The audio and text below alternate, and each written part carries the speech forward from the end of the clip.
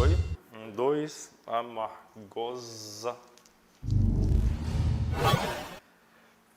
Fala aí, galera. Tudo bem? Bacana revê-los aqui. Possivelmente vocês estão me vendo das suas casas, né? A proposta dessa aula é, de fato, uma aula toda ela para o público EAD, tanto para os alunos que fizeram o curso, como para os possíveis novos alunos de 2017. Bom,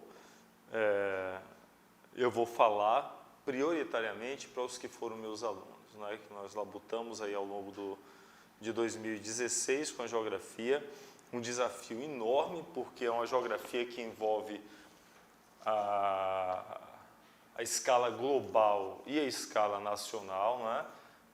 Toda a geografia do ensino médio, passando desde aspectos da geografia física, pela cartografia, inclusive essa parte mais estatística, matemática da geografia, até aspectos humanos e geopolítica, geoeconomia. Então o assunto é muito diverso, mas nós enfrentamos esse desafio.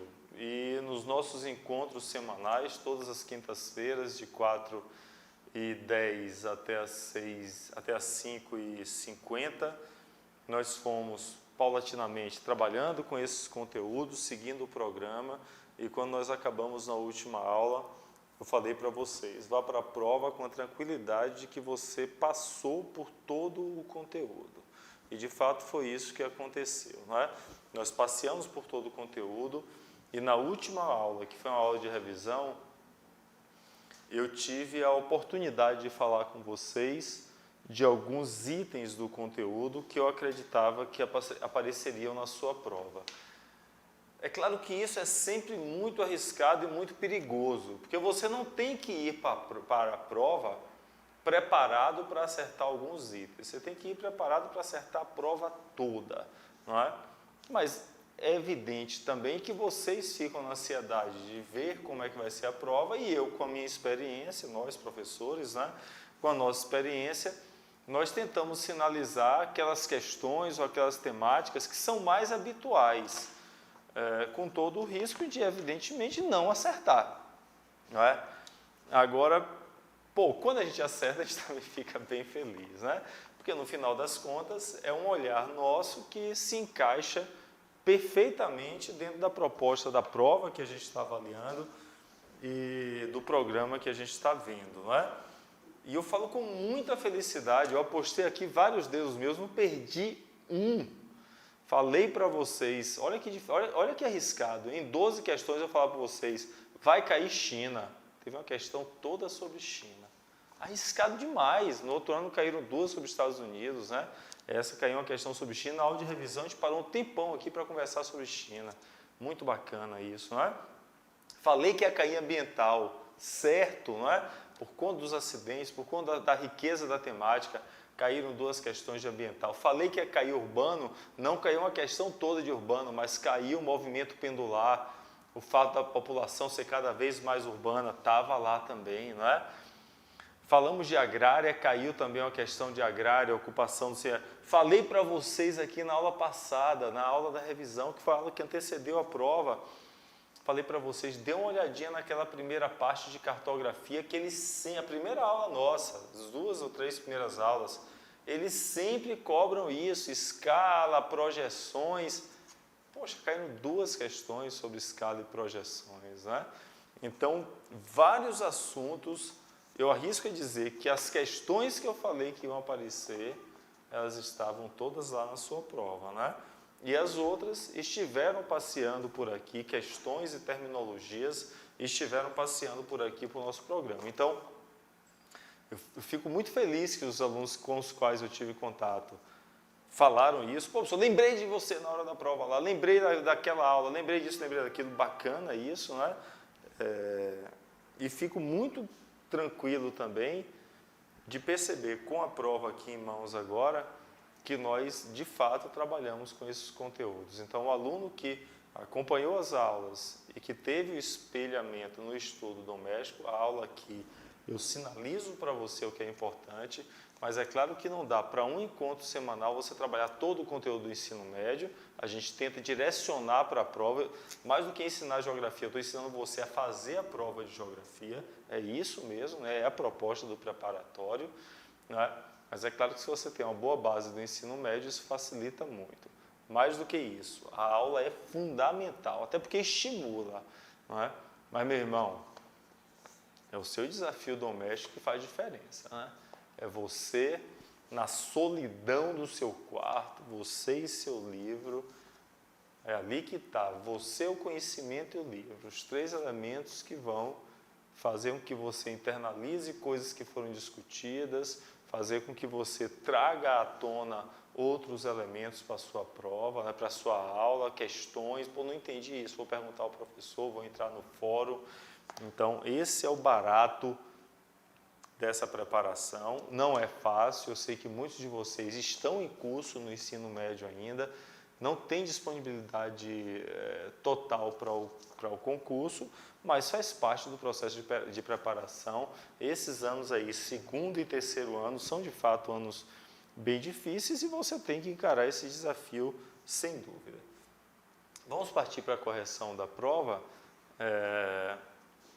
falando dos principais pontos e levantando o gabarito, o gabarito, né? Mas antes disso eu queria alertá-los para uma peculiaridade da prova desse ano. Se eu não estiver enganado, todas ou quase, não foram todas não, mas a maioria das questões teve uma mesma tipologia, que é a tipologia de você colocar 3 ou 4 itens, no caso aqui até 6 itens, e depois nas múltiplas escolhas você fazer a combinação, tais e tais itens são verdadeiros. Tal. Alguns alunos não gostam disso, eu acho que isso é barato, é um barato, porque você pode ficar em dúvida em algum item e ainda assim conseguir resolver a resposta a partir de algumas certezas, né? Para mim isso facilita bastante. Então, prova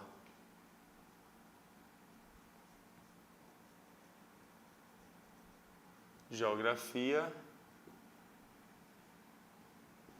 SPSEC 2016. As questões são de 21, 22, 23, 24, 25, 26, 27, 28, 29, 30, 31, 32. Acho que é isso, né?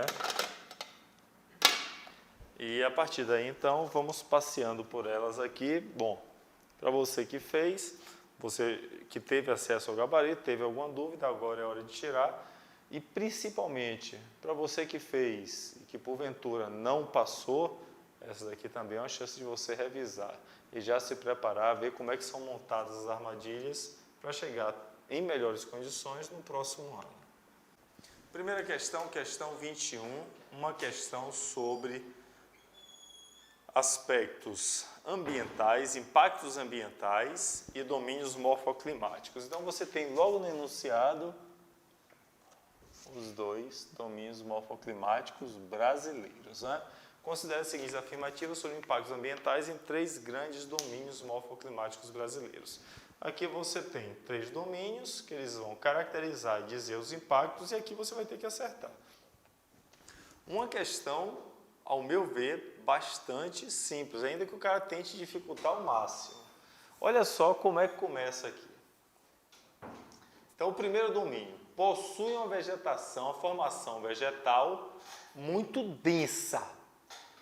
Nós vimos aqui as tipologias vegetais, eu falava, as florestas são muito densas, ao passo que a vegetação mais rasteira é mais esparsa, né? Então, o que é que nós temos de domínios florestados densos aqui no nosso território, né? Eu acho que na aula eu até brinquei assim com vocês, que na floresta amazônica, você está brincando com a namoradinha e tal, dá para brincar de se esconder. Mas não dá para brincar de pega-pega, porque não dá para você correr, tem muito mato, muito cipó, árvores de vários níveis, né? O que é que você tem de uma floresta, de uma formação vegetal densa no Brasil? Estou na primeira informação, com grande biodiversidade. As áreas florestadas, não é isso? Então eu vou ter que procurar um domínio morfoclimático de uma área florestada. A vegetação do cerrado é densa? Não. Da caatinga é densa? Não. Da mata de araucárias é densa? Não, porque é uma floresta homogênea, subtropical, não é? As áreas densas são da floresta amazônica e dos mares dos morros, onde aparecia a Mata Atlântica, né? Então vamos lá?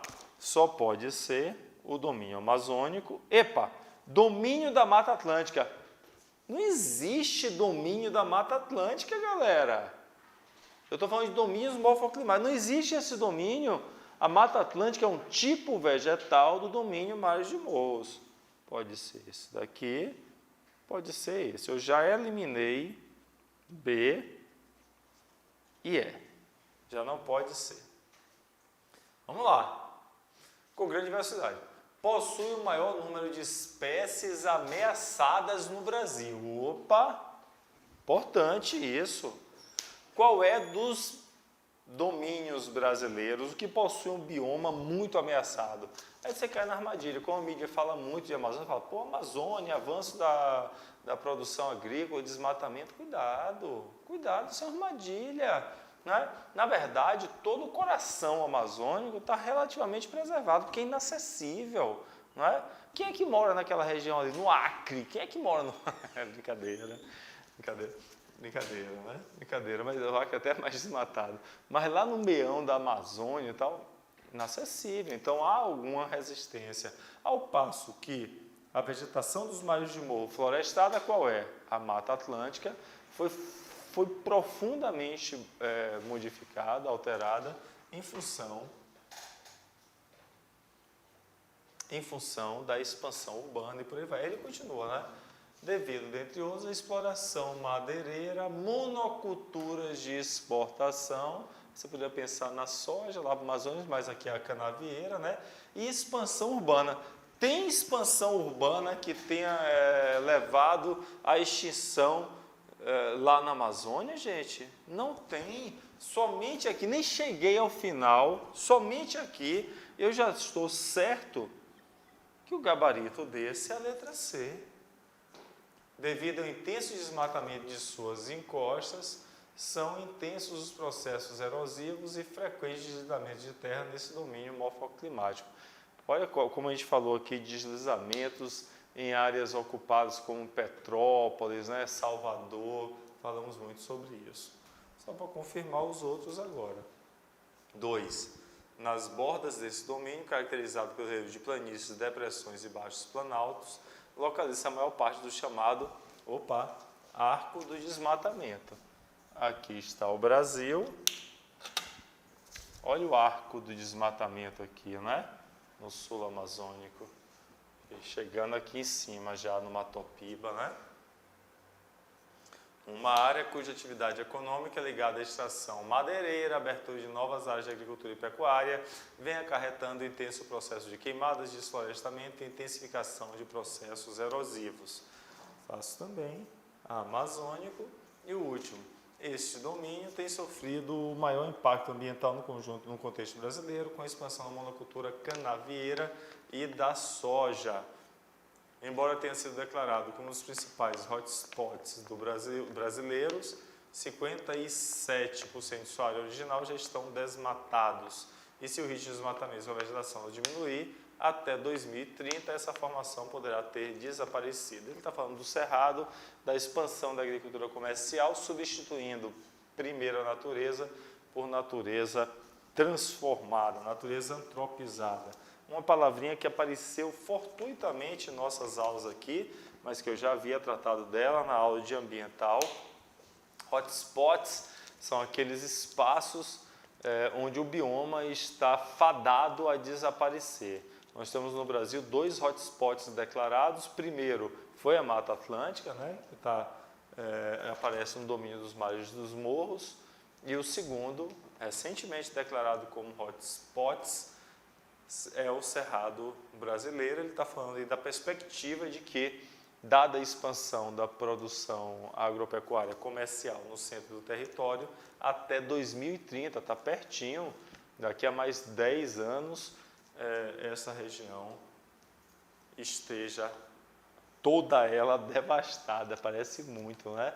Mas, de fato, é por onde se expande a produção agrícola. Ande de carro aqui pelo oeste da Bahia, pela região do Distrito Federal, subindo para Goiás, subindo para Tocantins, descendo pelo estado de Goiás, você praticamente não vê o cerrado. O que você vê é uma paisagem completamente homogênea ou da soja, ou do milho, ou do algodão, ou seja, essa produção comercial que se expande pelo centro do território. Então, a primeira questão, ao meu ver, uma questão simples. Por mais que o cara tente lhe confundir, ele não conseguiu fazer essa questão uma questão difícil, não é? Vamos adiante? Pode, beleza. Então, vamos lá. Vamos para o segundo. A primeira questão foi letra C. Então, não é isso? Segunda questão, uma questão mais difícil e que assusta muito, não é? Assusta muito. Essa segunda questão, é claro que para todas as questões você precisa dessas duas coisas. Precisa de conhecimento, precisa de bom senso, não é? É claro que eu entendo também que na hora da prova tem um nervoso natural, tem aquela ansiedade natural da prova, e você pode se desesperar quando você vê alguma coisa que você não conhece, não é? Mas olha como é fácil resolver a questão com bom senso e conhecimento geral sobre o assunto, não é? No que diz respeito ao Brasil e seu relacionamento com instituições internacionais, é correto afirmar, olha, década de 70, aí você lê o livro e você pensa, o que é que o Brasil estava vendo na década de 70? Estava vendo um milagre econômico, não é isso? Milagre econômico, governos militares, a ideia do Brasil gigante. Foi elaborado o projeto Brasil Potência. Opa, possível, é possível. Que visava a supremacia estratégica do Brasil na América do Sul. Opa, não sei, mas é possível. Agora, olha a final. Visava a supremacia estratégica do Brasil por meio da criação de blocos econômicos como o Mercosul. Aí é informação, né, que te ajuda. Você sabe que o Mercosul foi criado em 1991 e que a ideia de blocos econômicos se expande fortemente a partir do Consenso de Washington de 1989. Como é que esse projeto de Brasil gigante tinha como base a criação do Mercosul? Então, não cola tempo com território, não cola tempo com espaço, não é? O que falseia a letra A. Em 2008, constituiu internacionalmente o grupo do G20, né? O G20 financeiro, depois tem o G20 comercial adiante. 2008, recente, o Brasil participou, você vê, toda a aula nossa a gente começava falando de atualidades. E eu falei para vocês aqui, na iminência da prova, já foi o Michel Temer, como presidente, foi participar do encontro do G20 na China, os 20 países de maior economia do mundo, né? Para aí, gente, 2008, constituiu internacionalmente o grupo G20, por iniciativa brasileira. Pô, vamos combinar? O Brasil tem algum poder nesse cenário mundial, é um dos países em transição, mas daí, a partir da iniciativa brasileira de criação, o Brasil é um país, nesse sentido, desses países, relativamente periférico, não é? A fim de articular posições conjuntas de países em desenvolvimento, não são só países em desenvolvimento, é bom lembrar que Obama estava lá na China, nos assuntos de redução de subsídios. Então, ele está falando do G20 como o G20 financeiro fosse formado por os países periféricos, o que é falso, visto que das 20 maiores economias do mundo, a maior parte delas está nos países centrais. Então, aqui falso, iniciativa brasileira, países em desenvolvimento, o que falseia. C. A partir de um entendimento entre Brasil e Argentina, o Mercosul adotou uma cláusula democrática. Falamos isso em aula, a cláusula de Ushuaia. E eu falei para vocês, olha, vai cair qualquer hora, porque no ato, no conjunto das coisas que levaram o impeachment da Dilma, em algum momento, e eu trouxe isso para a sala de aula, o PT discursou que poderia, inclusive, recorrer ao Mercosul para alertar para essa cláusula democrática, para o que o PT chamou de golpe, não é? Considerando que é um golpe, o Brasil estaria ferindo a cláusula democrática e, por conseguinte, um dos parâmetros do Mercosul. Isso acabou não dando em nada, o Brasil acabou nem falando sobre isso. Então, dizer que existe uma cláusula democrática do Mercosul, que essa cláusula foi adotada, está correta. O ex-presidente do Paraguai, o Lugo, ele foi afastado, também sofreu impeachment há 2 anos, e quando ele foi afastado, o Paraguai ficou também ele afastado do Mercosul por 1 ano, até que novas eleições ocorressem, segundo exatamente essa cláusula democrática. Mas para aí, o Mercosul é formado por quem? Brasil e Argentina? Eu não posso ter um entendimento de Brasil e Argentina para definir que no Mercosul determinado aspecto aconteça. O Mercosul é um bloco econômico, uma união alfandegária nesse momento, formado naquele caso por 4 países, hoje por 5 países, né?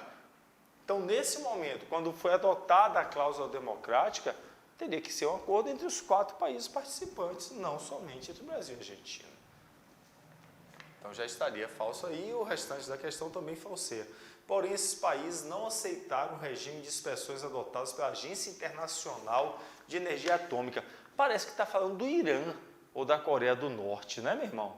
Vamos parar com isso, não pode marcar uma proposição dessa. Me desculpe aí se você marcou, se penalize, dê umas 10 chicotadas nas costas, porque não dá para errar. Botar aqui o Brasil e a Argentina impediram que houvesse inspeção atômica aqui, pelo amor de Deus, né? Para com isso. Então, alguns erros aqui, especialmente esse, e esse de que não aceitaram o regime de inspeções. Falso. Sobraram 2. Vamos lá? Letra D. O Brasil vem procurando reforçar sua presença nas instituições internacionais, verdade, participando do G20 comercial e G20 financeiro. Opa! Verdade, tem 2 pontos aqui, né, Jeff? Tem 2 pontos aqui, no fundo, esse aqui é um ponto só. Opa, beleza, né? O Brasil vem procurando reforçar sua presença em instituições internacionais, está bonitinho. Participando do G20 comercial e G20 financeiro. Bonitinho também, estava lá agora, né? A pessoa nem sabia que tinha G20 comercial e financeiro, não tem problema, tem sentido. Faz todo sentido aqui, faz todo sentido, não é? Mesma postura que China, Índia e Argentina vem adotando. Aqui não é, não, vê aí, depois você corrige. É bacana. China, Índia e Argentina, países que têm similaridades conosco, não é? Países periféricos, mais industrializados, no caso da China e da Índia. 2 países que também participam do BRICS. Quando eu falei do BRICS aqui, eu falei que pensaram em incluir outros países, como o México, como a própria Argentina. A Argentina, a segunda força da América do Sul, não é? Depois do Brasil e Argentina. Tudo bonitinho, tudo faz sentido. Ah, pessoal, mas eu não conheço o G20 comercial e G20 financeiro, fiquei em dúvida. Você pode guardar essa dúvida. Você está em dúvida aqui? Você guarda a dúvida. Mas que a proposição está toda arrumadinha? Tá. Então eu vou deixar ela selecionada. E vou ver a última. O tratado da Unasul, assinado em 2008, de fato há um tratado. Quando eu falei de blocos econômicos aqui, eu falei que o Mercosul estava estabelecendo laços com os outros blocos econômicos da América do Sul, não é? Como, por exemplo, com a CAN, Confederação Andina das Nações. Você pode pegar essa aula lá, foi lá para a 5ª aula, 4ª ou 5ª aula que nós fizemos, né? E esses acordos fizeram com que um bloco, praticamente um novo bloco, reunindo os blocos que estão dispersos no Mercosul, na América do Sul, se unificasse, né? Formando o Unasul, inclusive agregando as Guianas. estabeleceu um banco de desenvolvimento, Banco do Sul. Isso daí você já pode ficar em dúvida. Para aí, é possível? Vai, mas é possível, né? Criou um Conselho de Defesa, o Conselho de Defesa Sul-Americano. Já forçou um pouco a amizade, porque você está considerando estabelecimento de laços de defesa comum em áreas onde ainda há tensões entre Venezuela e Colômbia, tensões fronteiriças. Há tensões entre Bolívia e Chile, a Guerra do Pacífico, não é? Então, você pensar no Conselho de Defesa Sul-Americano, que envolva esses países, ainda mais, o qual o Conselho passou a funcionar nos mesmos moldes da OTAN, como aliança militar, nesse nosso mundo, gente, uma aliança militar envolvendo os países da América do Sul, periferia do mundo, claro que não, é forçar muito a amizade, não é? Então, aqui, esse Conselho de Defesa nos moldes da OTAN, como aliança militar, aliança comercial fundamentalmente, né? Elimina a letra E e torna para mim uma questão, como eu falei no início, um pouco mais complexa, mas ainda assim passível de ser acertada, a letra D como gabarito. Beleza? Vamos adiante, vamos dar ritmo à nossa correção. Mas é bacana, né? Porque também é uma possibilidade de revisão, de ver onde é que está apertando, onde é que você errou, o que acertou. Seguinte, embora a maioria dos brasileiros viva na cidade em que nasceu, falando de migração, mas também falando de espaço urbano. Viva na cidade em que nasceu, o volume de imigrantes internos é enorme, especialmente entre a população que procura emprego, a população economicamente ativa. Beleza. Vamos lá, vamos pensar sobre isso? Fluxos migratórios internos. Nós tivemos 2 longas aulas sobre demografia e falamos dessas coisas aqui. Olha só. Primeiro, a maior dinâmica industrial da região sudeste em relação às demais provocou, segundo os últimos censos demográficos, aumento das migrações, Jeff, corrige isso daqui depois, das migrações interregionais, seria aqui o termo, não é? Aumento das migrações interregionais e uma significativa redução dos movimentos intrarregionais. O que ele está dizendo aqui é o seguinte, que por conta do desenvolvimento industrial do Sudeste, mais pessoas estão buscando o Sudeste recentemente, em detrimento aos movimentos dentro da mesma região. Essa questão está falsa. E por que está falsa, professor? Me explique aí. Porque ao longo do século XX, da segunda metade do século XX, quando se estabeleceu uma rede urbana mais integrada a partir de Brasília e da expansão do rodoviarismo, os movimentos interregionais, que eram muito intensos inicialmente, seguindo para a região concentrada, para a Sudeste, eles foram arrefecendo. De forma que, no final do século XX, já há inclusive um movimento de retorno, fruto da desindustrialização do próprio Sudeste, indústrias que já não ficam mais lá em São Paulo, porque é muito caro, e que migram para o interior do Sudeste, migraram para o Sul, migraram para o Nordeste, e fizeram com que os fluxos dentro das regiões passassem a ser mais intensos do que os fluxos entre as regiões, falseando essa proposição. Uma proposição simples se você lembrou de um nome ou de um conceito.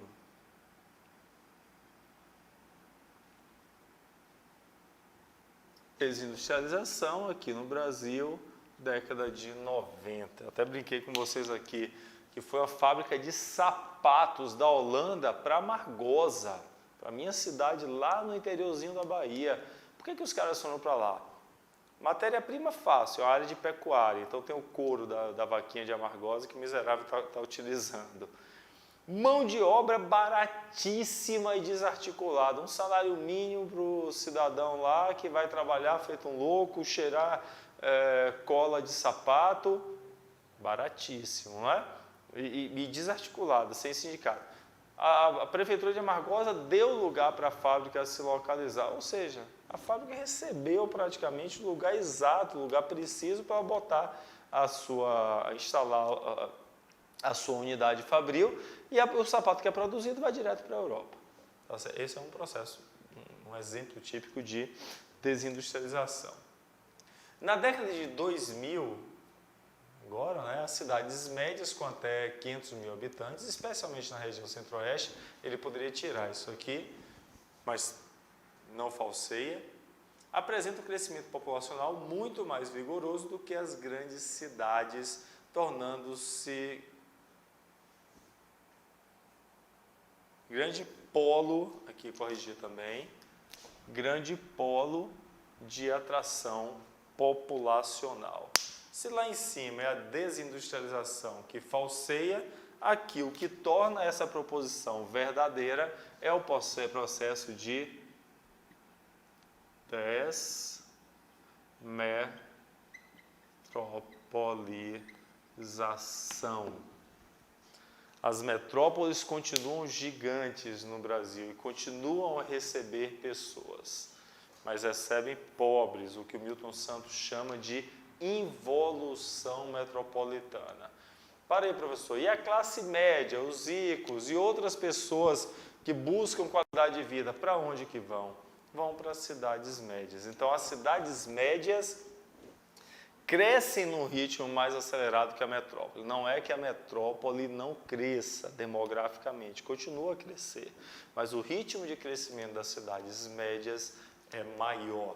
E é isso que ele está mostrando. E por que ele destacou aqui, especialmente a região centro-oeste?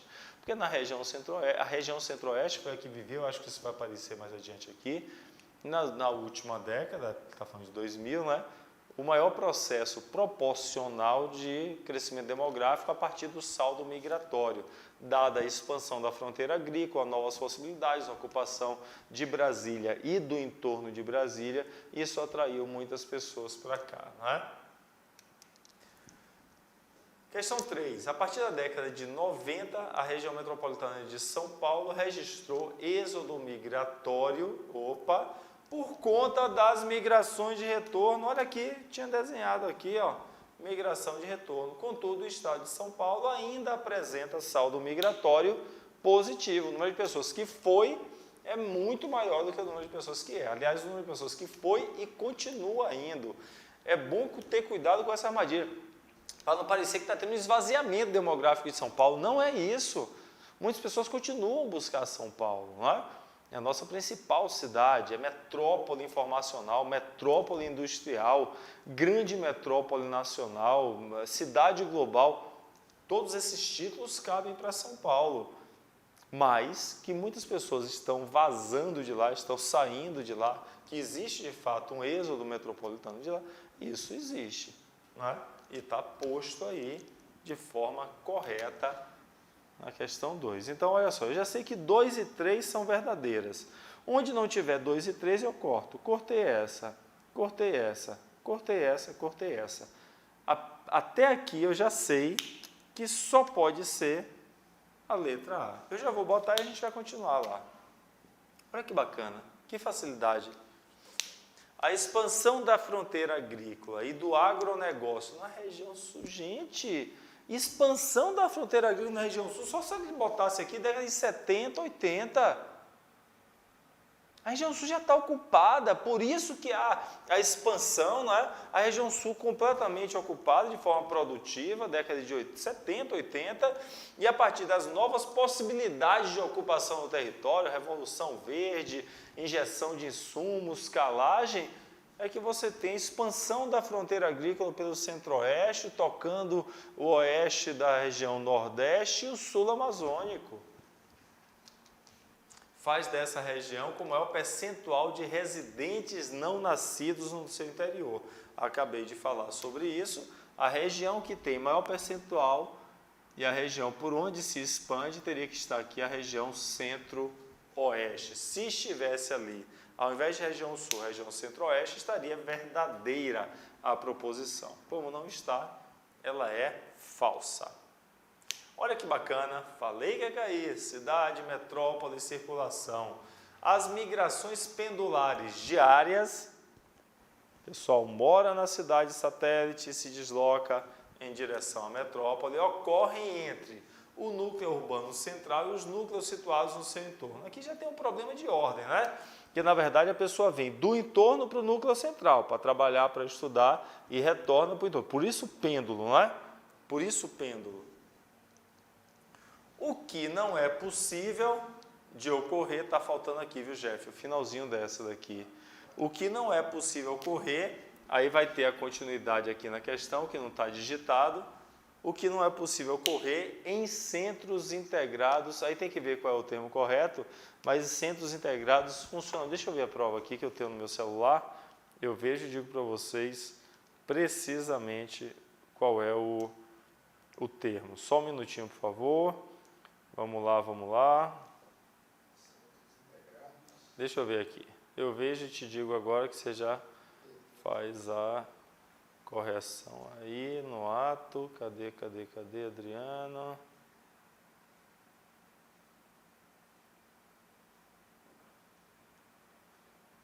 Aqui vai ser questão 23. 25 aqui. Aqui. O que não é possível ocorrer entre núcleos que estão apenas funcionalmente integrados. Entre núcleos que estão apenas funcionalmente integrados. É claro que é. Galera, é claro que é. O núcleo não precisa estar integrado fisicamente para que haja a migração pendular. O que é a integração física? É uma área conurbada. Eu vou pegar um exemplo típico aqui de Brasília. Brasília está conurbada com Águas Claras. O plano piloto está conurbado com Águas Claras, com Guará e até com Taguatinga. Pronto. Tem fluxo pendular dessas cidades satélites para Brasília? Tem. Beleza. Estão integradas fisicamente. Mas eu posso dizer que Brasília está conurbada com Valparaíso, com Lusiânia, com Unai? Não está. Fisicamente não há integração, mas funcionalmente há. Pessoas vêm de Lusiânia diariamente para trabalhar no plano piloto, na área central e voltam. Ou seja, a migração pendular não está atrelada a uma integração física do território, o que falseia o item 5, tornando a verdadeira. Vamos adiante, apaguei.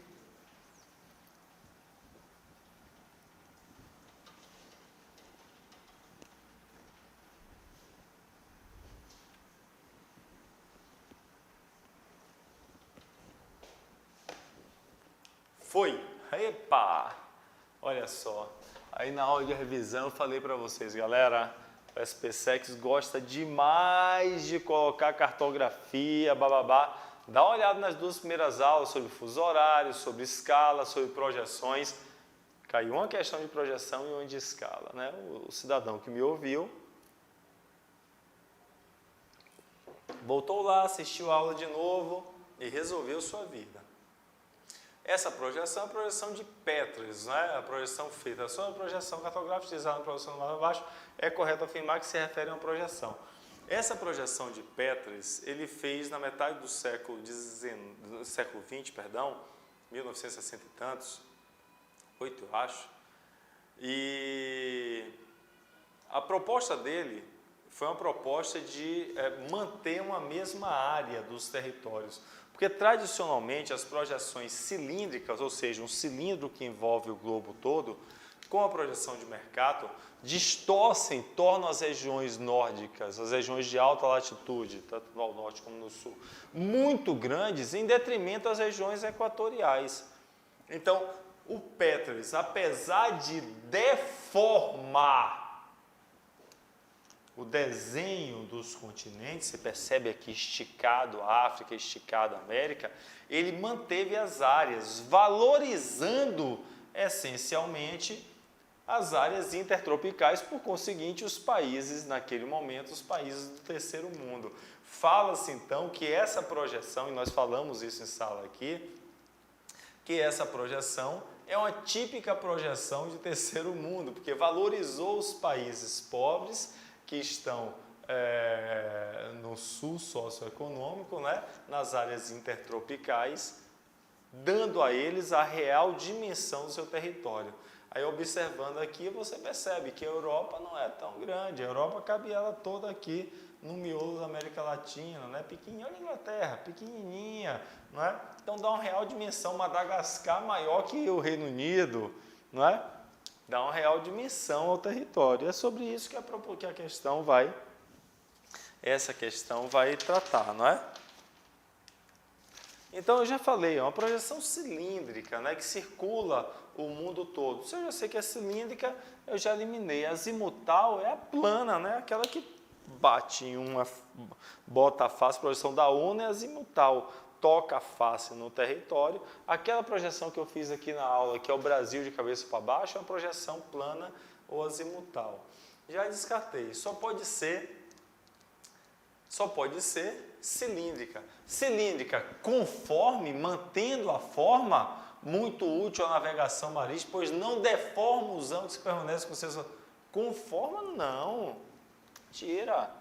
Não é? Equivalente, vamos ver, que destaca as áreas situadas nas latitudes intertropicais e preserva as dimensões relativas, não fala de forma, entre os continentes e países. Bacaninha essa, vou guardar. Cilíndrica interrompida. Teve alguma interrupção ali? Não. Ele está falando daquela outra que é assim, ó. Né? Aí vem aqui, assim, né? A de Moade, por exemplo. Cilíndrica interrompida, que conserva a proporção das áreas representadas e é muito utilizada nos atlas escolares americanos. Bom, aqui você só tem que saber isso. Você viu alguma interrupção na projeção? Tem algum corte nela? Não, não tem. Então, não tem nada de interrompida. Letra D de dado. Na boa, uma questão fácil, viu? Uma questão fácil. Fácil, professor? Tá de brincadeira? Não estou, não. Uma questão fácil. Agora, você tem que ter esse saber de base. O conhecimento que ele está pedindo aqui é muito pouco. É só você conhecer as peculiaridades da projeção de Petris, que é uma das projeções mais utilizadas nas questões. Petris e Mercator são sempre utilizadas. Nós vimos, eu até falei isso aqui, as três projeções mais utilizadas, Mercator, Petris e a da ONU, aquele mapa plano, azimutal, em cima lá do Polo Norte, né? Esse conhecimentozinho de base dava a você a segurança de fazer a questão, tá bem? A seguinte, sistema de transportes é um elemento determinante da competitividade nas mercadorias produzidas por um país e nos mercados internos e externos, uma vez que o custo de transporte incide sobre o custo da matéria-prima e dos produtos finais. O que ele está chamando aí em cima, o que ele está falando aí em cima é do chamado custo Brasil, né? O custo Brasil é exatamente o custo que incide sobre o que é produzido no nosso território por conta da dificuldade de escoamento e armazenamento e exportação. Os nossos portos são obsoletos, a gente depende muito ainda das rodovias, ainda considerando que nas últimas décadas tenha se ampliado os projetos e alguma coisa construída de ferrovias. Na aula sobre transportes eu falei sobre isso aqui, né? Construção da Ferro Norte, chegando até ali, está aqui em Anápolis, mas foi interrompido por falta de dinheiro. Falamos também dos corredores de exportação. Então, tem tido uma revalorização de ferrovias, mas ainda temos um sistema de transporte muito obsoleto, predominantemente utilizando transporte rodoviário para deslocamento de cargas, o que é absolutamente nocivo à produção no interior do território, porque aumenta o valor do nosso produto, não é? É sobre essas coisas que ele vai colocar. O modal hidroviário é o que apresenta menor consumo de combustíveis por tonelada transportada. Opa, vai lá, quantos caminhões vão no navio, por exemplo? Não é dá você pensar nisso. Contudo, a implantação de hidrovias no país envolve obras civis de forte impacto ambiental e de elevado custo. Isso é verdade. Vale muito a pena, né? O Brasil não enfrentou de forma decisiva essa produção. Nós temos uma hidrovia moderna aqui no Paraná Tietê, mas as outras hidrovias são obsoletas, como do São Francisco e mesmo toda a região amazônica. É claro que o custo de implantação de uma eclusa, a obra de engenharia é monstruosa, é bastante grande. E isso tem impactos ambientais, você mexe junto do curso do rio, né? Altera sistemas de vazão, especialmente a jusante. Mas que seria muito útil, seria uma alternativa muito adequada ao escoamento da produção do nosso território. Não é? Ele não está falando se é adequado ou não, ele está apenas constatando aqui que o modal hidroviário tem grande capacidade de carga e que a obra tem forte impacto ambiental. Está corretíssima essa proposição, tudo certinho. 2. Em virtude do predomínio do modal rodoviário no transporte de carga, tudo certinho por enquanto, e da sua maior flexibilidade no percurso, tudo certinho por enquanto, a política de transporte brasileira continua, olha só que perigo, viu isso? Liga o pisca-alerta, quase exclusivamente baseado na expansão e modernização das rodovias? Não, gente, eu acabei de falar, há uma perspectiva, ao menos no campo da política. Nós falamos aqui de uma perspectiva, inclusive com investimento chinês, está toda hora nos jornais, você comentou aqui várias vezes, de criação de uma ferrovia ligando o Porto do Rio de Janeiro ao Porto de Lima, no Peru, passando por toda a região central da soja, para escoar soja, a produção do interior do território. Não é? Então, ao menos na discussão política, na previsão, no planejamento, eu não posso dizer que quase exclusivamente o nosso sistema de transporte se baseia na expansão e modernização de rodovias. Não. Há uma perspectiva de investimento em ferrovias de alguma escala, menor do que gostaríamos, já tem acontecido nas últimas décadas e pode ampliar, não é? Então eu não posso falar. Agora a primeira parte está toda certinha.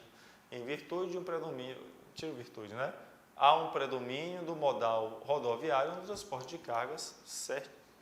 Essa parte está certa, mas a proposição está errada quando final. 3. No que se refere ao modal ferroviário, olha a Ferronorte, é um empreendimento que visa facilitar o escoamento da produção agrícola. Mato Grosso e Goiânia. Está no norte? Tá, Mato Grosso e Goiânia. Podia até colocar o Acre aqui, não sei por que o pessoal não coloca o Acre. Tanto pelos portos de São Paulo, como pelos da região norte do país. Alguém podia falar, peraí, região norte? Como é que a ferrovia vai chegar lá? A ferrovia não chega até o porto, não é? É o processo intermodal. A ferrovia chega até os grandes rios, como Madeira, e dali escoa pela bacia amazônica, chegando até os portos litorâneos, tá ok? Verdadeira. 4. A implantação e expansão de redes, acabei de falar, intermodais, ligando várias modalidades. Essa questão é só conceitual, ele pegou de um livro isso certamente, principalmente no que diz respeito à conexão de infraestruturas entre diferentes modais de transportes. Quer que eu diga? Ele quer saber se você sabe o que é isso aqui, modais e demodais. Ampliarão a fluidez dos fluxos de bens e pessoas, ao mesmo tempo contribuirão para a desconcentração das atividades econômicas do país. É uma questão meramente conceitual, parece o texto de um livro, todo certinho, não tem o que discutir. O último, eu já sei que é falso pelas proposições, não tem essa alternativa. 1, 3 e 4 só pode ser a letra B, não é isso? Mas vamos ver a última. Já vou marcar aqui, 25. B de bola, uma aguinha.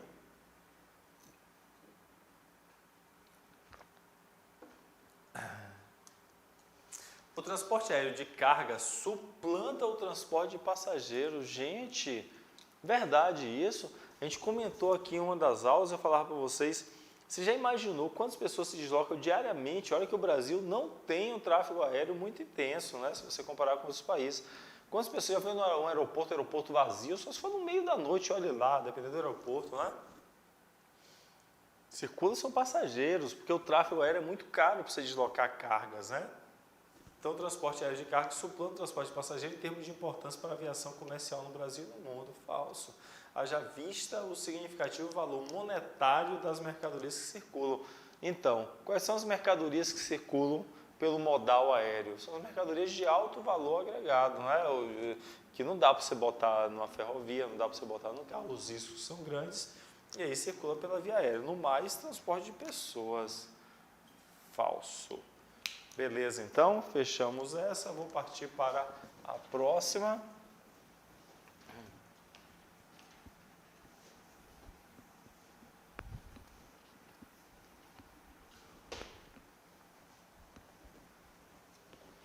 Então, vamos lá. A questão seguinte.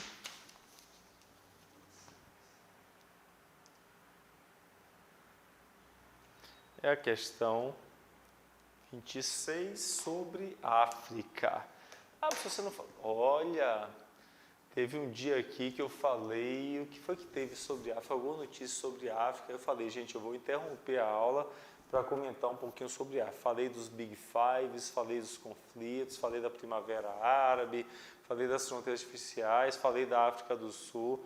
E eu falava para vocês, a África é um continente super interessante, porque demograficamente é um continente que está em crescimento, vivendo a transição demográfica, e economicamente é um continente com muita perspectiva futura, porque à medida que vai se pacificando, você cria uma oportunidade incrível de produção de infraestrutura. Não é à toa, falava isso também na aula que eu comentei sobre China, não é à toa que a China tem estabelecido um novo viés de colonização, não mais do ponto de vista militar, mas pela presença econômica em países africanos, né? Então, muito bacana. E caiu uma questão sobre a África, né? A África libertou-se do jugo colonial, mas não conseguiu erguer estados nacionais verdadeiros.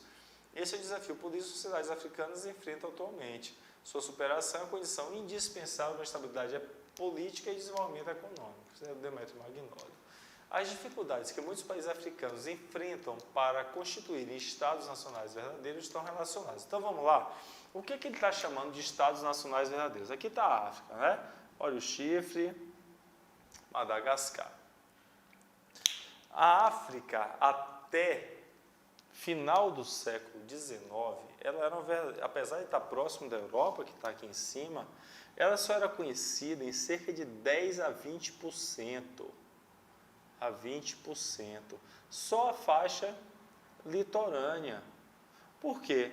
Essa faixa litorânea era suficiente para o que a Europa fazia com a África, que era utilizar de ponto para alcance as Américas, as Índias lá embaixo, utilizar para o escoamento de escravos que eram utilizados aqui. Pois bem, com a independência das Américas e a industrialização europeia, impôs-se uma nova realidade, a realidade do imperialismo, e 80% da África interior, ainda desconhecida, passou a fazer parte dos interesses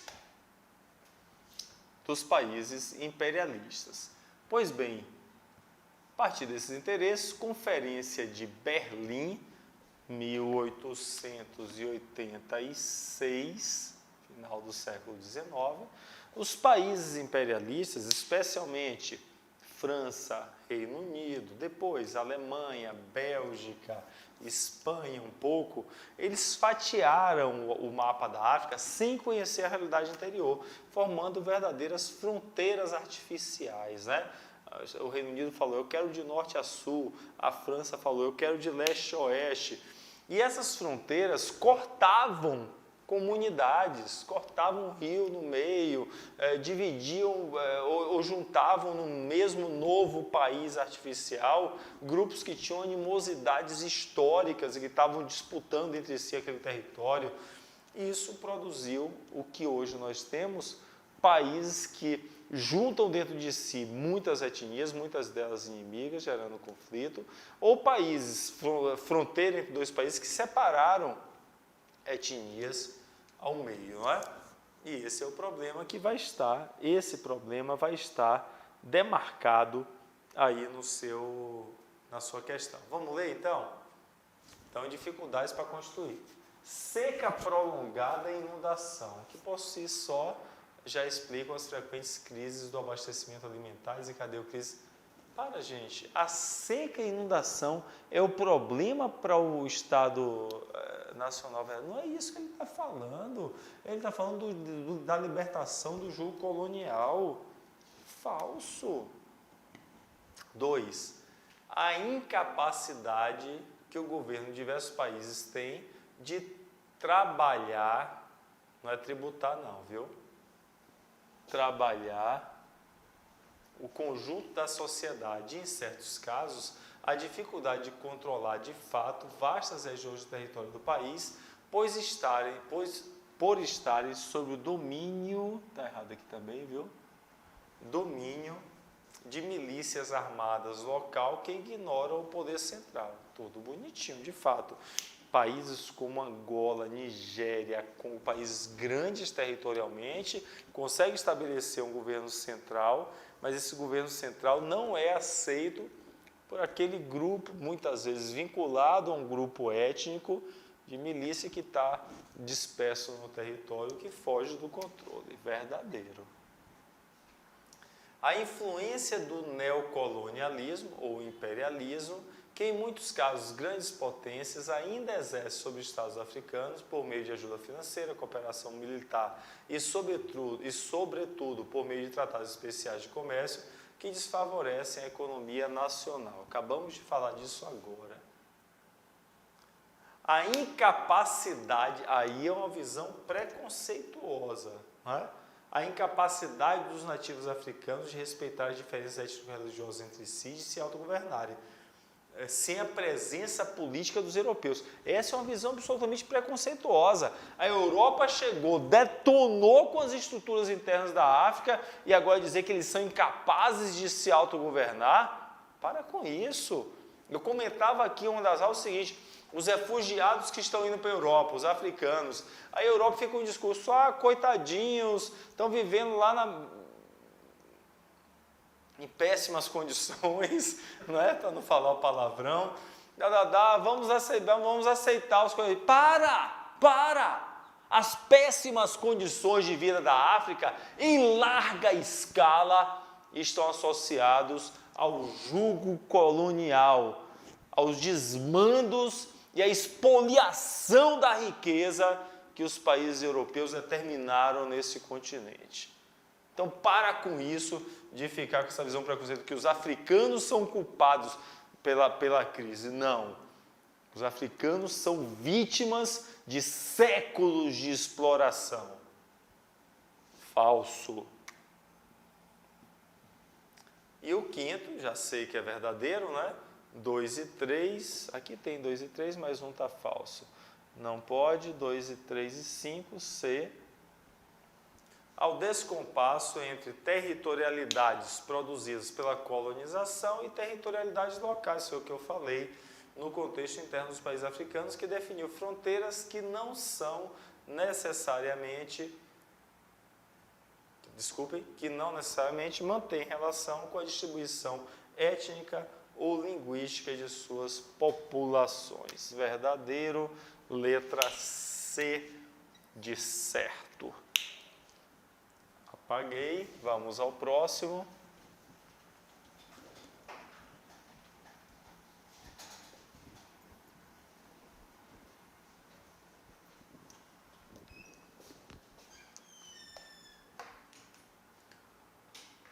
Olha o outro. Falamos agora há pouco, né, de fluxos migratórios, não foi isso? Falei agora há pouco de fluxos migratórios e aparece aí uma questãozinha exatamente sobre fluxos migratórios. Os deslocamentos da população, conhecidos como migrações, podem ser gerados por necessidades internas dos próprios grupos populacionais ou por fatores externos a eles. Geralmente estão vinculados a um contexto socioeconômico global, um contexto nacional, regional, ou podem estar ligados a causas econômicas, às políticas, étnicas, religiosas. Um texto super abrangente para contextualizar a questão. Sobre os deslocamentos internacionais de população, o de vocês envolve isso, né? Pode-se afirmar que, diversos fatores podem motivar as migrações, verdade.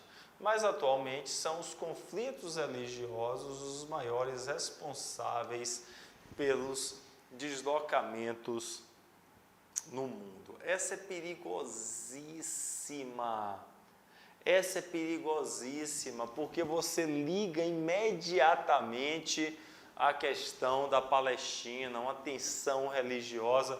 Mas olha só, gente, pensa nos grandes fluxos de refugiados africanos que vão para a Europa. É religioso? A Primavera Árabe, que desencadeou em todo o norte da África, tem cunho religioso? Não. São de ordem político e principalmente socioeconômico, não é? O que leva à grande movimentação atual da população pelo mundo. Por que o brasileiro sai do Brasil e vai em busca da Europa, dos Estados Unidos? É condição socioeconômica, é empregabilidade, é viver no país com melhores condições, é isso que motiva fundamentalmente, ainda que haja, dentre os motivos de circulação do mundo, os de ordem religiosa, mas não são maioria, uma grande armadilha, uma questão perigosíssima, mas falsa. Outra questão perigosa, porque você lendo aqui se assusta. O Catar, países como Catar e Kuwait, no Oriente Médio, desde a década de 70, transformaram-se numa zona de forte atração migratória, principalmente de imigrantes de outros países asiáticos para trabalhar no campo de petróleo e em áreas como construção civil, comércio e transporte. Você fica pensando, peraí, Catar e Kuwait, a partir da década de 70, a crise do petróleo, o produto passa a ser muito importante. Esses dois países pequenininhos são grandes produtores de petróleo e, mais do que isso, muita riqueza passa por ali. O entorno asiático tem muita pobreza, né? Paquistão, Índia, Bangladesh. Então, de fato, pode gerar esse fluxo? Pode. Mesmo que você não tenha essa informação, pela lógica da questão, é absolutamente possível você deixá-la marcada, não precisa marcar agora, deixe selecionada como uma questão pretensamente verdadeira. Pretensamente verdadeira. Vou deixar em aberto. Eu já sei que um é falso. Risquei aqui, risquei aqui, risquei aqui. Opa! Se um é falso, dois é verdadeiro. Olha que bacana. Porque tem dois na B e na D. E aí facilitou muito a sua vida. Sabe por quê? Aqui adiante ele tem 3, 4 e 5. Se 3 for verdadeiro, vai ser D. Se for falso, qualquer uma delas que você souber, você resolve. Basta você procurar que você tem certeza agora. Vamos lá? As baixas taxas de fecundidade abaixo do nível necessário para a reposição populacional e a necessidade de mão de obra não qualificada dos países europeus, tudo isso aqui é verdadeiro, tem posto fim, aí está errado, tem posto fim às políticas migratórias restritivas nesse continente. Galera, a Europa pode abrir as suas portas amplamente? Se fizer isso, afunda. Porque América Latina, África e Ásia vão para lá. Se já há muita gente indo com as portas fechadas, com políticas restritivas, e eles precisam das pessoas que chegam, imagina se você abrir. Então, não obstante eles precisarem de fato de gente chegando para trabalhar, há uma restrição para limitar esse acesso, não é? 3, então é falsa. Já eliminou a 5, a letra D, né? Essa daqui é falsa. Deixa eu botar de vermelho para ficar bonitinho. a 4. Então, pelos meus cálculos, tende a ser verdadeira. Os Estados Unidos são o país do mundo com o maior número de imigrantes internacionais. Possivelmente, mesmo que você não tenha esse número, mas é claro que é evidente isso. Atraídos pela possibilidade de emprego. Por outro lado, dos países asiáticos, a maior parte dos imigrantes que deixam seus países em busca de melhores condições de vida.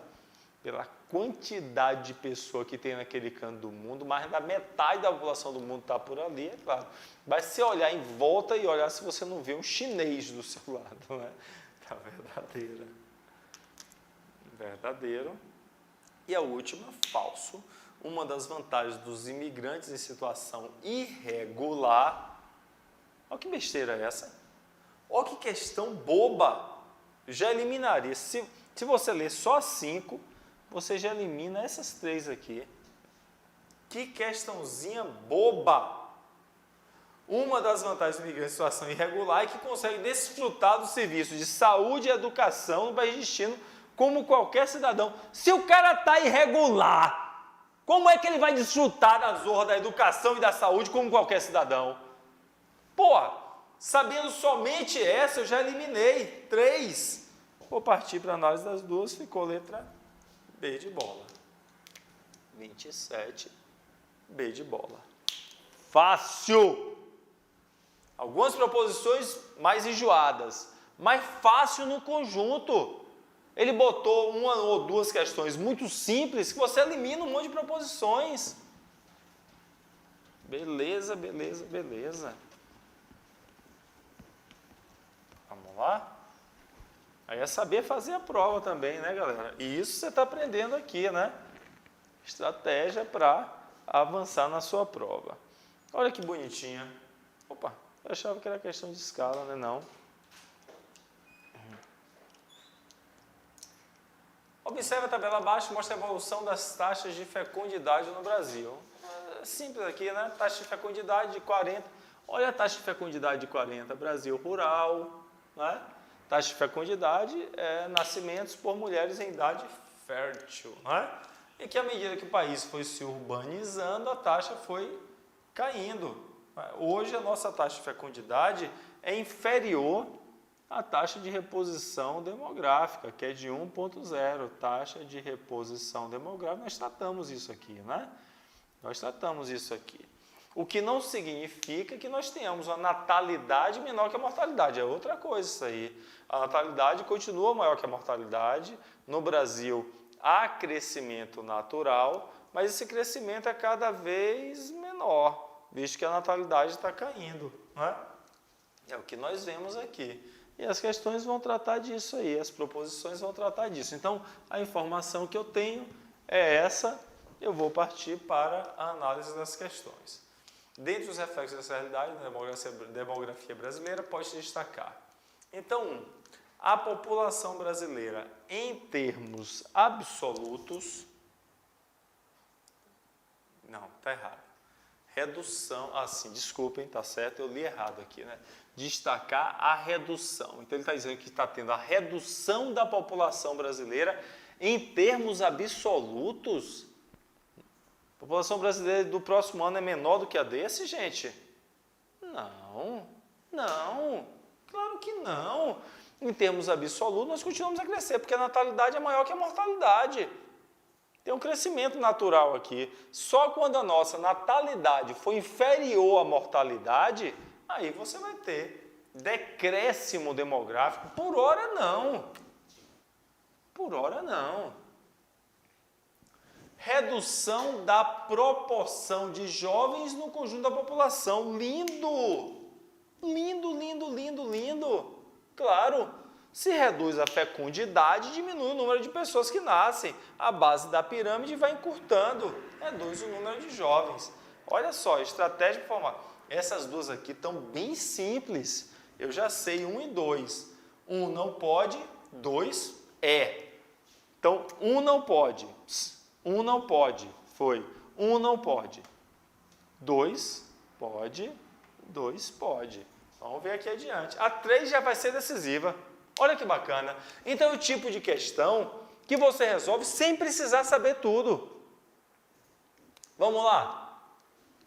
Então, eu estou falando que essa realidade da redução da fecundidade leva à redução da taxa de natalidade. Tá certo, né? Natalidade está certo. Por quê? A fecundidade é proporcional à natalidade. Então, de fato, leva à redução da... Epa! Psh! E aumento da mortalidade infantil? Como assim? Por que o aumento da mortalidade infantil? Se eu tenho cada vez menos jovens, e essa evolução da transição demográfica me diz que com menos jovens, o país está passando pela transição, vive-se melhor, aumenta a longevidade. Como é que eu vou associar a redução da fecundidade ao aumento da mortalidade infantil? Impossível fazer essa associação.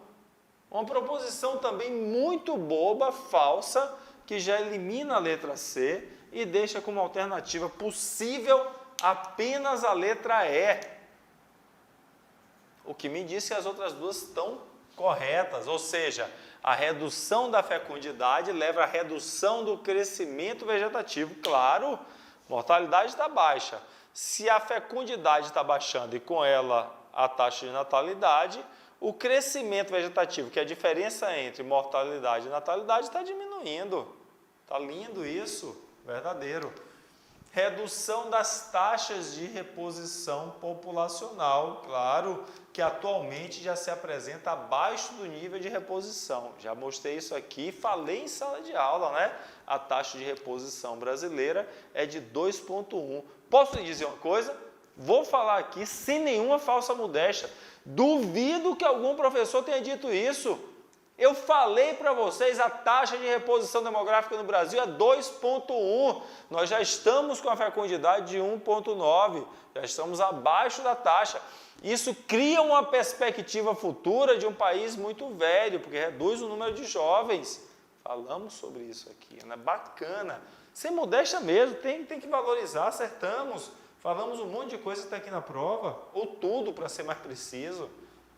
Letra E. Uma questão, vamos combinar? Uma questão fácil. Errei essa, professor. 10 chicotadas nas suas costas. Pode fazer, sem pena. Não pode errar uma questão dessa. A aguinha e uma questãozinha bonitinha e facilzinha de escala. Só que escala tem um problema. Qual é o problema da escala? Ô Jeff, tá errado aqui o gabarito, viu? Corrijam aí, galera. Aqui é o seguinte, 1 e 2, 1 e 3, 2 e 3, 1 e 4, acho que é 3 e 4. Confere aí. Você tá com a prova aí? Original? 3 e 4 não. 3 e 5 seria.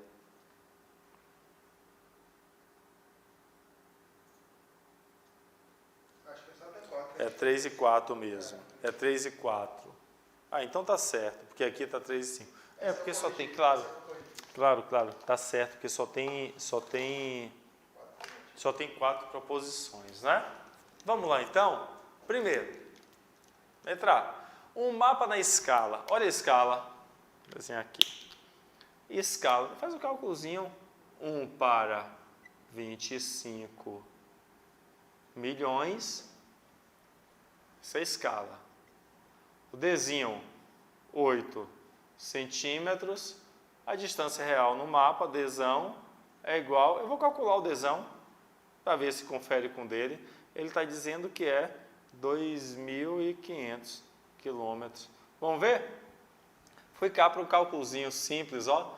Escala 25 mil está para Dzinho 8 por Dzão. Não é isso? Dzão é igual 8 vezes 25, cortando 5 zeros, porque aqui está em centímetros, eu quero em quilômetros. Cortei 5 zeros, 250 vezes 8 dá quanto? 0,40, não é isso? 0 aqui, 8 vezes 2, 16, mais 4, 20. 2.000. O Dzão é igual a 2.000 quilômetros. Não bate, ele botou 2.500, está errado. Aqui seria 2.000. Uma questão absolutamente elementar de escala. Se você fez esse basicão que eu lhe ensinei aqui na aula 1 ou 2, você já resolveu o seu problema. Básica. Vamos ver o que é que eu elimino? Olha que bacana. Com o cálculozinho básico de escalas, eu elimino a A, a B e a D. Pense aí. Pense aí. A 3 eu nem preciso ler, que eu já sei que é verdadeira. Eu vou ter que tirar minha dúvida agora do que é que eu vou marcar, vendo a 2 e a 4. Quer ver uma coisa? Aqui eu já sei que é falsa. Certeza e fácil. Quanto maior a escala de um mapa, bacana isso, né? Quanto maior a escala, quando você tem aqui a diferença pequena entre o numerador e o denominador. Não é isso? Divisor e o número que é dividido. Quanto maior a escala de um mapa, menor será a área que ele representa. Beleza. Claro. E menos evidente será a projeção cartográfica utilizada, ou seja, menor a área de alcance. Na aula aqui, eu fiz uma brincadeira com vocês. No finalzinho da aula eu contei história. Lembra dessa aula aí? De um rei que pediu a um cartógrafo fazer o mapa do reino. Aí o cartógrafo botou em escala pequena e trouxe no papel. O rei mandou cortar a cabeça do cartógrafo, porque aquele mapa não mostrava o palácio. Para mostrar o palácio tem que usar uma escala maior, para ver mais coisas. Veio o segundo cartógrafo, fez uma escala maior, um mapão grande e retado, e estava lá o palácio. O rei mandou cortar a cabeça, porque não tinha o trono dele. Aí chamou o terceiro cartógrafo. O terceiro cartógrafo falou o seguinte: rei, para eu fazer um mapa com uma escala tão grande que mostre o seu trono, eu vou ter que fazer praticamente um mapa do tamanho do reino. Por quê? Se eu aumento a escala para ver o detalhe, eu perco a dimensão do que é cartografado. Essa é a explicação correta. O rei não gostou, cortou a cabeça dele. Essa foi a história que nós contamos aqui, está verdadeira, não é? A historinha parece bobinha, mas explica bem esse cenário. Vamos lá para 2, para ver se a 2 é verdadeiro ou falso. Uma escala de 1 para 1 milhão, aí ó, é considerada em escala grande. Gente, grande é 1 para 100, 1 para 10. Dividir 1 para 10 é um número maior do que 1 para 1 milhão. 1 para 1 milhão é escala pequena, eu não consigo ver detalhes, não é? E é muito utilizada para obter em um mapa informações bem detalhadas. Como que eu vou obter informações detalhadas se cada unidade do real eu transformo em 1 milhão de unidades? A depender, no mapa do Brasil de 1 para 1 milhão, eu não vejo nem a Margosa. Então não é detalhado, está falso. Está falso. A última verdadeira, a proposição é a letra E. Vamos ler a última. A escala gráfica, que é aquela que aparece escalonada, pode ser apresentada em diferentes unidades. Claro, eu posso ter aqui, por exemplo, 10, 20, 30 metros, ou quilômetros, sei lá o quê. E a escala numérica, quando tiver a unidade omitida, será em centímetros. Beleza, é uma relação de proporção, ler-se em centímetros, não é que necessariamente esteja em centímetros, né? Letra E é a proposição. Deixa eu falar uma coisa para você. Eu não sei se tem tempo para ponderação ainda, mas essa questão é passível de ser anulada, sabia? Quando ela diz aqui que estará em centímetro, a escala é uma relação de proporção. Então, qualquer professor de matemática pode detonar com essa informação. Se é uma relação de proporção, não importa qual seja a unidade aqui. É uma relação de proporção entre duas medidas, a medida real e a medida cartografada. Não é? Mas, conceitualmente, e considerando as outras que estão muito fáceis, essa daqui é considerada verdadeira. Se você ficou por essa, errou essa, que é uma questão boba, recomendo que entre com o argumento matemático. A escala numérica não tem medida. A medida dela é a medida da proporção, então pode ser qualquer unidade. Tá ok? Vou repetir. Se você perdeu essa questão e acha que pode ser decisivo na sua aprovação, dá para entrar com recurso para anular, viu? Por conta desse finalzinho. Apesar de ser uma questão fácil por conta das outras três. Foi.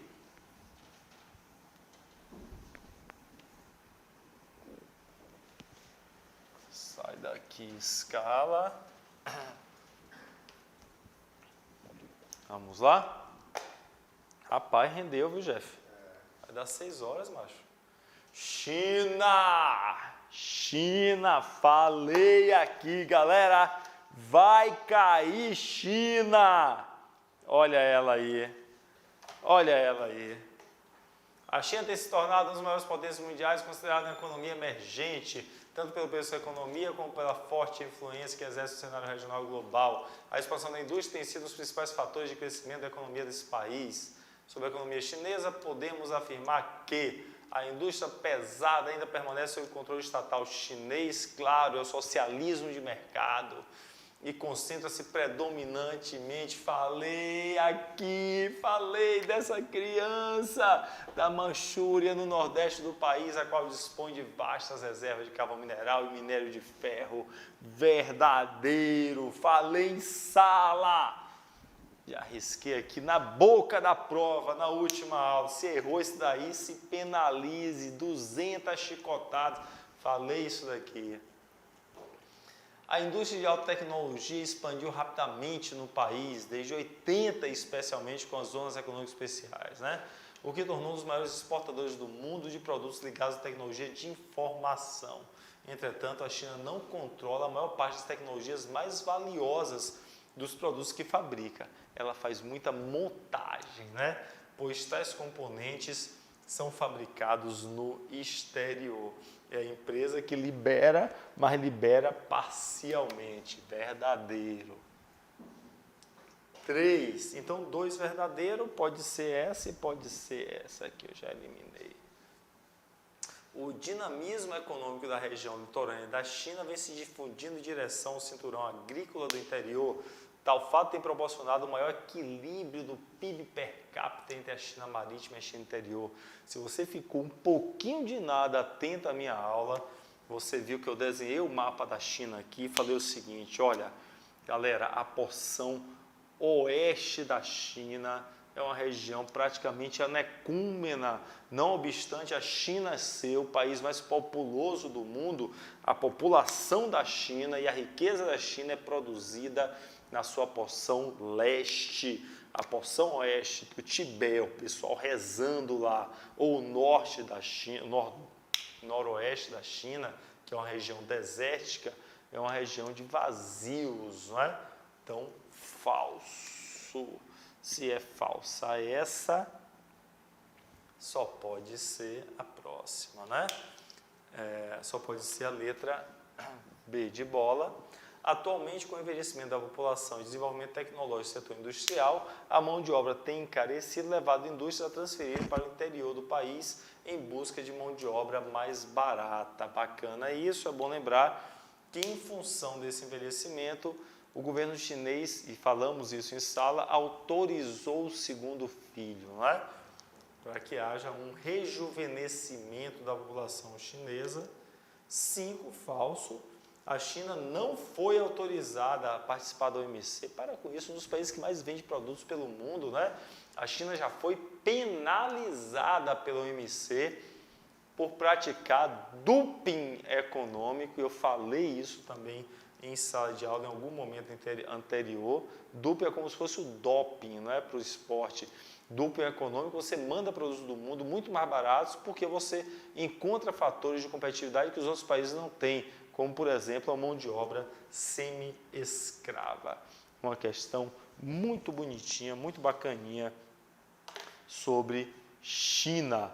A seguinte, vamos lá, Adriano. Deixa eu limpar aqui.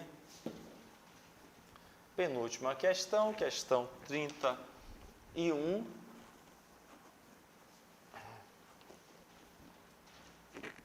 A questão 31 é uma questão sobre aspectos, agentes internos e externos, né? Em 1540, o filósofo Xenoranes encontrou com o sinalismo no cunho da montanha, pensou que eles podiam ter estado no fundo do mar em algum momento, sendo posteriormente soerguidos. Ele tinha razão, forças do interior da Terra movimentam a crosta terrestre, criam novos relevos, modificam sua estrutura e fisionomia, né? Um texto abrangente, introdutório. Essas novas formas de relevo criadas são constantemente modificadas sob a ação da água do mar, por exemplo. Assim, sob a dinâmica do relevo terrestre, a atuação dos agentes internos e externos do relevo pode-se afirmar que, bacaninha, bonitinha, a introdução, no final das contas, ele quer saber sobre essa dinâmica entre forças internas, endógenas, formadoras e forças externas, exógenas, modeladoras do relevo, não é? Ele começa falando da dorsal mesoatlântica. Aqui está a África, ficou ruim a África, aqui está o Brasil, bababá, e aqui está a dorsal mesoatlântica, uma área de afastamento, não é? A presença da dorsal mesoatlântica, a cadeia montanhosa submersa no Oceano Atlântico, ajuda a explicar a pouca probabilidade de ocorrer tsunamis, verdade que são tsunamis, ondas imensas, gigantes, que se deslocam a partir do maremoto, que é o terremoto no fundo do mar, em áreas de colisão de placa. Falamos sobre isso aqui, viu? Uma vez que esse é o fruto da colisão, mas, corrige aí, Jeff, mas não do afastamento. Que tá, né? Cadê? Uma vez que esse é fruto... Não, só um minuto. A presença da dorsal mesoatlântica, cadeia montanhosa, de montanhas submersas no Oceano Atlântico, ajuda a explicar a pouca probabilidade de ocorrerem tsunamis na costa brasileira. Uma vez que este fenômeno é fruto da colisão, mas não do afastamento das placas, né? Então, a tsunami se dá quando há colisão, não afastamento. É verdadeiro. 2. No terremoto ocorrido no Japão em 2011, aquele que detonou no norte, atingiu a usina, um tsunami que chegou muito rapidamente, não deu tempo, né, de reagir. A porção nordeste do país foi mais atingida por ser a mais próxima ao epicentro do maremoto. Terremoto no fundo do mar, a região ocupada estava muito próximo do epicentro, então quando foi detectado o maremoto e deu aviso de tsunami, não deu tempo de reação. Lá vem a onda! Não dá para fazer mais nada, a onda já está no seu pé de ouvido, não é? Por estar mais próximo ao local da superfície onde se manifestou o maremoto. É verdade isso, não é? 3. Os movimentos orogenéticos, ao atingir as rochas com maiores plasticidades da crosta terrestre, são responsáveis, por exemplo, pela formação de grandes dobramentos modernos, como Alpes e Andes. Também verdadeira, uma questão simplesinha essa 3, viu? De todas a melhor, até agora assim mais fácil, não é? Bom, eu já sei que é a letra A, não é isso? Eu sei que é a letra A, as outras duas tendem a estar erradas, vamos ver. A formação de grandes deltas, como o rio Nilo, e a formação de grandes planícies aluviais, aqui já está errado, né? O Nilo, não, está certo, desculpe, está certo. O Nilo é o maior delta do mundo. Aqui no Brasil é o delta do rio Parnaíba. A formação de grandes deltas, como a do rio Nilo, e a formação de grandes planícies aluviais, ou seja, de material trazido de fora, favoráveis à atividade agrícola, como a do rio Ganges, lá na Índia, e estão tudo certinho aqui, viu? Tudo bonitinho, aí no final ele erra. E estão associados principalmente à erosão. O cara falseou isso daqui por conta de uma letra, seria fluvial, não pluvial. Erosão pluvial é da água. Aí, no caso, é erosão fluvial. O rio leva os sedimentos para a área baixa, né? Por uma letrinha, o miserável falseou a proposição. Agora é fácil também, né? Não dá para errar com isso. A presença de solos pedregosos nas regiões desérticas, que existe de fato, está relacionada principalmente à predominante ação do intemperismo físico, mecânico. Falei isso aqui várias vezes. Falei, gente, tem questões que vão lhe dar resposta somente com esse entendimento. Quanto mais úmido, mais água, mais vida. Maior ação do intemperismo químico, formando solos mais profundos. Quanto mais raso, maior ação do intemperismo físico, porque tem menos água, menos vida. Então a desagregação é superficial, forma solos mais rasos. Tá falso. Beleza, já marquei o gabarito. Vamos para a última questão.